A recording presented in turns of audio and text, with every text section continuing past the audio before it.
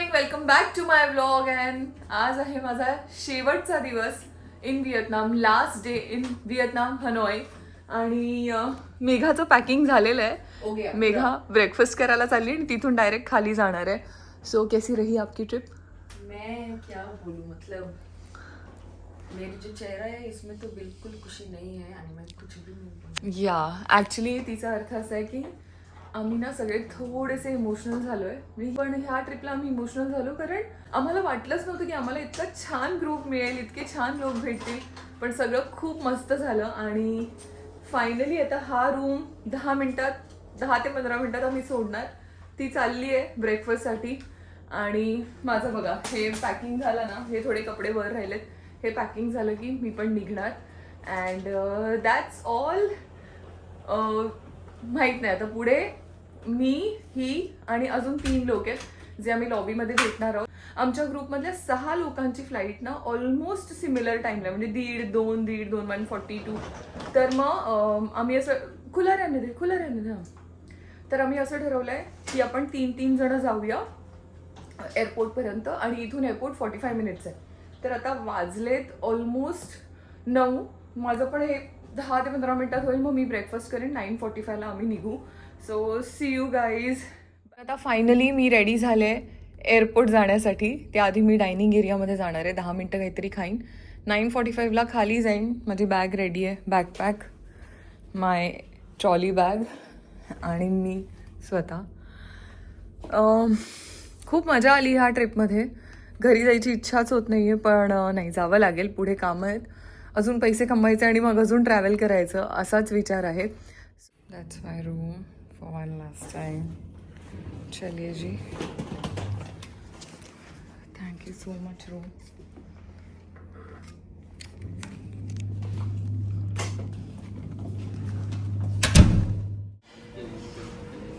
आता वाजले 9:42. पटपट खाते 5 मिनिटात आणि जाते खाली.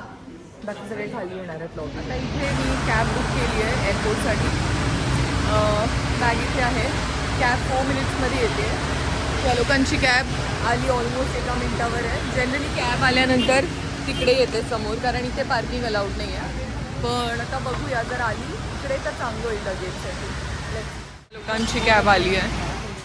That's my bag. आता तो जरा जागा करतो बॅगेसाठी.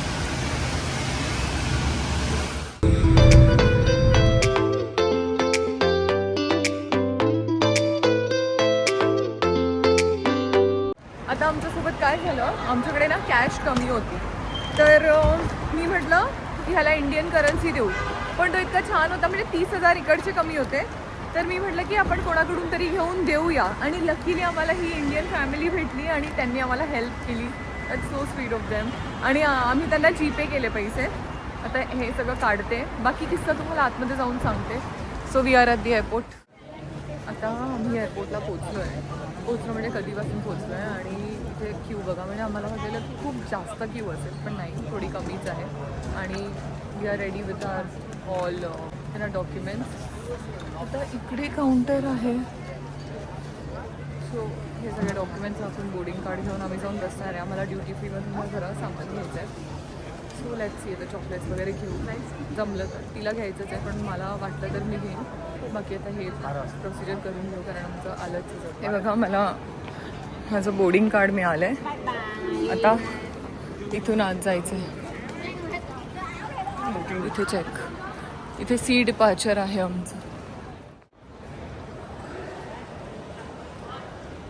इथून आम्ही बोर्डिंग कार्ड घेतलं आणि इथे चालू. आता काय केलं त्यांनी, आमची प्लास्टिकची जी पाण्याची बॉटल होती ती काढून ठेवली हे मागे सिक्युरिटी चेकमध्ये. पण माझ्याकडे जी बॉटल आहे स्टीलची, ती नाही घेतली. त्यातलं पाणी राहू दिलं. आता त्यांचं लॉजिक असं असेल की एअरपोर्टवरून तुम्ही विकत घ्या आणि ह्यांना बिझनेस द्या, असं असू शकतं, मला माहीत नाही. कारण हे बघा, या बॉटलमध्ये पाणी आहे, ते ओके होतं त्याला.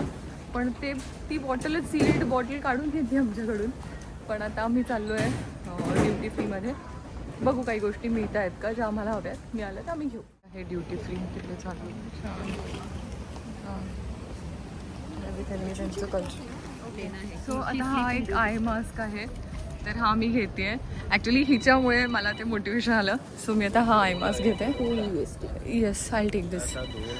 माझं कार्ड चालत नाही आहे, त्यामुळे मी हिचा कार्ड स्वाईप करून हिला इंटरेस्ट रेट इंटरेस्ट रेट पण कमी आहे आणि कोलकात्याला जाऊन मी हिला पे करून 53,000 VND मला हे मिळालं आहे. आणि बाकी मी कपा नूडल्स शोधते पण इथे काय सापडत नाही आहे, सो इट्स ओके.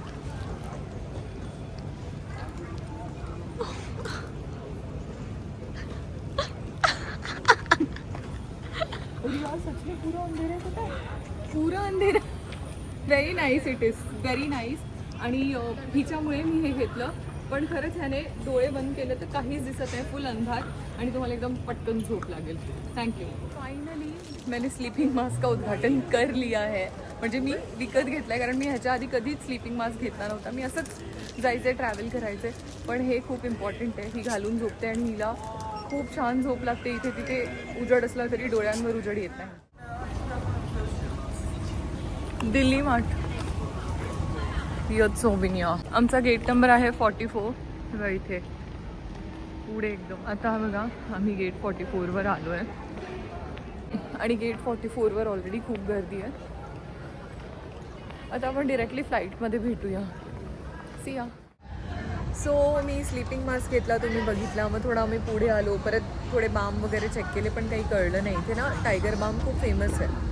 आणि आता ना आम्ही बघा इथे चार्जिंग पॉईंट आहे, तर मी हा जो बेंच आहे हा पुढे खेचला आणि आम्ही जरा बसून चार्जिंग करतो आहे. आमची फ्लाईट आहे एक्झॅक्टली 2:05 आणि आम्ही बसलो आहे गेट नंबर 42कडे.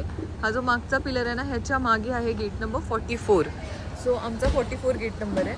आम्ही 1:15 किंवा 1:20ला इथून जाऊ 44कडे, कारण 20 मिनिट आधी बोर्डिंग सुरू होतं आणि ते अनाऊन्स करायला पण येतात की कोलकाता फ्लाईट बोर्डिंग किंवा बँकॉक फ्लाईट बोर्डिंग. सो तशी अनाऊन्समेंट झाली की आम्ही जाऊ तिकडे. अँड बाकी काय नाही आता. आणि आता फ्लाईटमध्ये बसल्यावर मी एक छोटासा ब्लॉग करेन, कारण बहुतेक मला विंडो सीट मिळाली आहे. I don't know. मुझे खाली एअरपोर्ट का बनाना दे. मैंने बोला सीधा फ्लाइट ना मी फ्लाइट बोर्ड करतो आणि हिने मला काही फोटोज पाठवले. म्हणजे 7 मध्ये फोटो नाही भेटले ना, सिंगल सब भेज घ्या आणि माझ्याकडून सगळे फोटोज घेतले.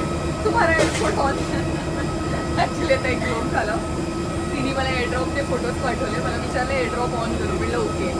आणि मग मी तिला विचारलं तुम्हाला एअरपोर्ट ऑन आहे का, कारण आम्ही एअरपोर्टवर आहोत ना. तर माझ्या तोंड झालं तुम्हाला एअरपोर्ट ऑन आहे का. ती गेलीच. मला माझी सीट मिळाली आहे, म्हणजे माझी ही होती आणि आता जरा रिलॅक्स करते फ्लाईटमध्ये. 3 दिवस आराम करणार आणि त्यानंतर कोलकाताला उतरून आम्ही काहीतरी खाणार आहे. पण एक प्रॉब्लेम झाला आहे. ॲक्च्युली जाताना आमचं जे लगेज होतं ना, ते डिरेक्टली पास ऑन झालं टू होची मिन. पण आता आम्हाला कोलकाता एअरपोर्टला लगेज पिक करून पुन्हा आमच्या इथे चेक इन करायचं. सो थोडंसं डिफिकल्ट आहे, म्हणजे हेडिकच आहे ना.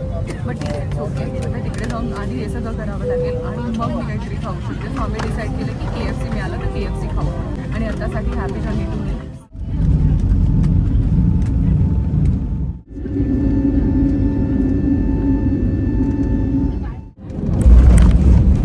झालंय काय माहिती आहे, मुंबईवरून निघाले तेव्हा लगेज मी चेक इन केलेलं ते डिरेक्टली मला कुठे भेटलं, हो ची मिनमध्ये, म्हणजे व्हिएतनाममध्ये. आणि इथे काय झालं माहिती आहे, लगेज घेऊन आम्हाला पुन्हा चेक इन करावं लागेल. आणि तिकडे एअरपोर्टला त्यांनी आम्हाला सांगितलेलं, पण इथे येऊन मी पुन्हा विचारलं, कन्फर्म केलं की असं आहे का. तर ती बोलली yes, you have to clean luggage at the belt number 11. आणि मग ते घेऊन तुम्हाला पुन्हा डोमेस्टिकच्या काउंटरवर जाऊन ते तुम्हाला चेक इन करावं लागेल. परत तुम्हाला बाय. अब इधर से विन्नी दूसरा फ्लाइट, मैं दूसरा फ्लाइट, और फिर से हम मिलेंगे अगले जनवरी नहीं नवंबर या तो दिसंबर में केरला ट्रिप में. मार्क माय वर्ड. ओके, पण अजून लगेच ती चालली नाही आहे. थोडा वेळ आम्ही खाणार आहोत.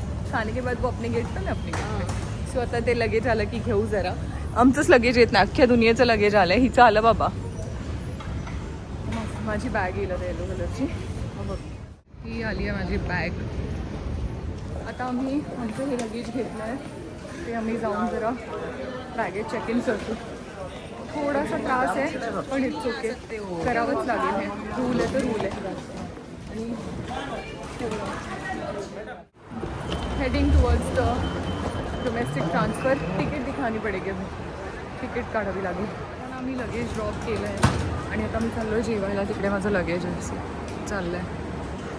पण हे असं नाही व्हायला पाहिजे, बट काय मला माहीत नाही, पण आहे आता काय करू शकतो. सो तिचं पण झालं मेघाचं. आता जाऊ काहीतरी जेऊ. तिला बिर्याणी खायची. ती पण बघते काहीतरी असं हेवी खाते, म्हणजे पोट भरेल असं.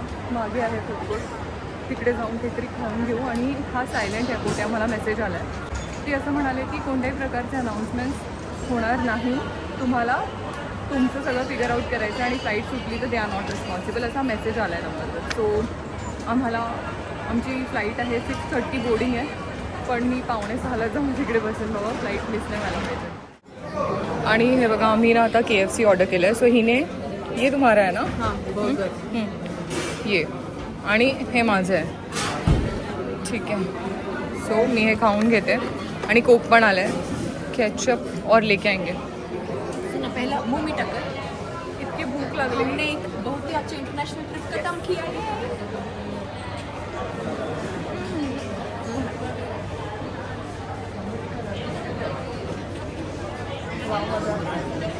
आम्ही ना कोणतं 3 रोटी खाया था? ये ट्रिप 3 रोटी खाया था. 3 रोटी खाल्लेली आम्ही. त्याच्यामध्ये पण हे असं चोकोलावामध्ये कसं असतं तसं होतं. वेणी वेळेला खाऊन घेते. खूप जास्त भूक लागली आहे. So that's officially end of our trip. Megha चालली तिच्या गेटकडे. तिचं गेट खाली आहे आणि माझं गेट एक्झॅक्टली वर आहे.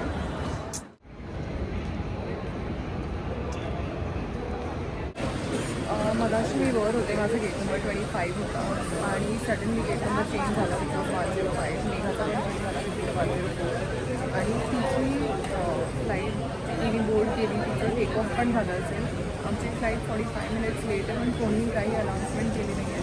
असं म्हणतात की सायलेंट एअरपोर्ट, पण अरे स्क्रीनवर तर आपलं काहीच नाही. आम्ही स्टुपिडसारखी लाईनी कुठे आहोत. तरी मला भीती होती की कॅन्सल तर होत नाही याला, पण कॅन्सल नाही होते. पण अक्षरशः 45-50 मिनिट्स लेट आहेत ते. आता हे बघा, तिकीट स्कॅन करून परत इथेच उभं केलं एवढ्या लोकांना. केवढं मिसमॅनेजमेंट आहे या लोकांचं यार. मी तर फर्स्ट टाईम बघते असं क्लिनिंग करत असताना. एकतर फ्लाईट डिले झाली, परत बस अडकली आणि येऊन पण आम्ही 15 मिनिटं थांबले. काय चाललंय काय आता बॅक साईडच्या गेटने एंटर करायला सांगितलं.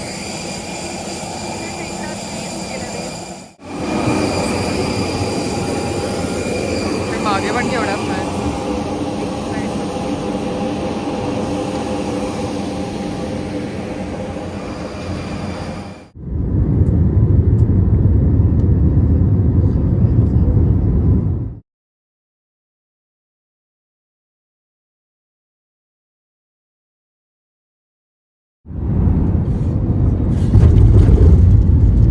सो वी स्टार्टेड ॲट 7:05 आणि आता वाजले 9:48 का 58. आत्ता आम्ही मुंबईत लँड झालो. पण माझं म्हणणं खरं झालं 10च्या आत मुंबईत पोहोचेल, पण मी तर घरी पोहोचेल 11, 11:15, 11:30. कारण इथून लगेज क्लीन करून मग बाहेर पडायचं आणि मग कॅब करायची. सो त्याला वेळ लागणार, म्हणजे 11 तरी वाजते. हॉरिबल फ्लाईट झाली आहे ना. एकतर तिकडे एकदाच डिले केला. आता इथे आम्हाला एअरक्राफ्टमध्ये 15 मिनटं उभं ठेवलं. एरोब्रिज आहे, मला माहिती आहे तिकडे म्हणजे इथे काय झालेलं. आम्ही आतमध्ये फ्लाईटमध्ये उभं 15 मिनटं झाली. लँड होऊन अर्धा तास झाला आम्ही इथेच आहे एअरपोर्टला. एवढं मी अर्ध्या रस्त्यावर पोचले असते घरी. आता बॅगेज क्लीन करून पुढे जायचं. फक्त टर्मिनल 2 आलं आहे. इंटरनॅशनल एअरपोर्ट खूप मोठं आहे. खूप चालावं लागतं आणि मग तुमचं लगेज मिळतं. मग तुम्ही घरी जा. त्यातून एअरलाईन्स असं आहे.